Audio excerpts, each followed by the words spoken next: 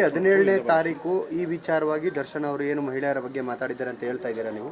February 17ನೇ ತಾರೀಕು ಮಾತಾಡಿರುವಂಥದ್ದು. So ಇವತ್ತು ಬಂದು ದಿನಾಂಕ ಫೆಬ್ರವರಿ 23, ಹೆಚ್ಚು ಕಡಿಮೆ ಒಂದು ವಾರಕ್ಕೂ ಹೆಚ್ಚು ದಿನ ಆಗಿದೆ. ಯಾಕೆ ಇವತ್ತೇ ಬಂದಿರುವಂಥದ್ದು? ಇದು ಒಂದು ವಾರ ಆಯ್ತಂದ್ರೆ ಅವರು ಸೋಷಿಯಲ್ ಮೀಡಿಯಾದಲ್ಲಿ ಮಹಿಳೆಯರೆಲ್ಲ ಈಗ ಮಾತಾಡಬೇಡಿ ಅಂತಂದೇಳಿ ನಮ್ಮ ಫ್ರೆಂಡ್ಸ್ ಎಲ್ಲ ಹಾಕಿದ್ವಿ. ಆದರೆ ಅವ್ರು ಸೋಷಿಯಲ್ ಮೀಡಿಯಾದಲ್ಲಿ ಅವರು ಫ್ಯಾನ್ಸ್ ಇದಾರಲ್ಲ, ಅವರು ಹೋಗೆ ಬಾರೆ ನಿನ್ಗೆ ಮುಸ್ರೆ ತಿಕ್ಕೊಂಡು ಮನೆಗೆ ಬಿದ್ದಿರೋದು ಬಿಟ್ಟು ಯಾಕೆ ಬಂದಿದ್ಯಾ ಇಲ್ಲಿ ಅಂತಂದೇಳಿ ಅವ್ರು ಆನ್ಸರ್ ಮಾಡಿದ್ದಾರೆ. ಅಂದ್ರೆ ಅವ್ರ ಫ್ಯಾನ್ಸು ಇದೇ ತರ ಇದಾರ, ಅವ್ರ ತರನೇ ಇದಾರ ಕೆಟ್ಟದಾಗ ಮಾತಾಡ್ಲಿಕ್ಕೆ.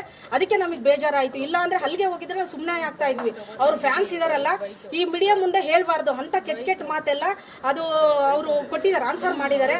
ಅದನ್ನ ಬೇಕಾದ್ರೆ ನಿಮ್ಗೆ ಸ್ಪೆಷಲ್ ಆಗಿ ಬೇಕಾದ್ರೆ ಕಳಿಸ್ತೀವಿ ನೋಡಿ. ಕೆಟ್ಟದಾಗ ಹಾಕಿದ್ದಾರೆ ಹೆಣ್ಮಕ್ಳಿಗೆಲ್ಲ. ಹೋಗಿ ಮುಸ್ರೆ ತಿಕ್ಕೊಂಡು ಬಿದ್ದಿರೋದು ಬಿಟ್ಟು ನಿಮ್ಗೆ ಯಾಕೆ ಬೇಕಿತ್ತು ಇದೆಲ್ಲ ಅಂತಂದು ಮಾತಾಡಿದ್ದಾರೆ.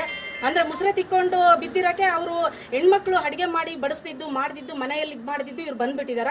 ಅಂದ್ರೆ ಇವ್ರ ಫ್ಯಾನ್ಸ್ನ ಅದೇ ರೀತಿ ಬೆಳೆಸಿದಾರ ಅಂತ ನಮಗೆ ಬೇಜಾರಾಯ್ತು. ಅದಕ್ಕೆ ಇವತ್ತು ನಮಗೆ ಬೇಜಾರಾಗಿರೋದ್ರಿಂದ ಬಂದು ಎಲ್ಲ ಮಹಿಳೆಯರು ನಾವು ಒಂದು ಒಕ್ಕೂಟ ಇದೆ ನಮ್ದು, ಆ ಒಕ್ಕೂಟದಲ್ಲಿ ಸೇರ್ಕೊಂಡು ಮಾತಾಡಿ ಇಲ್ಲಿ ಬಂದು ಕಂಪ್ಲೇಂಟ್ ಕೊಡ್ತಾ ಇದೀವಿ.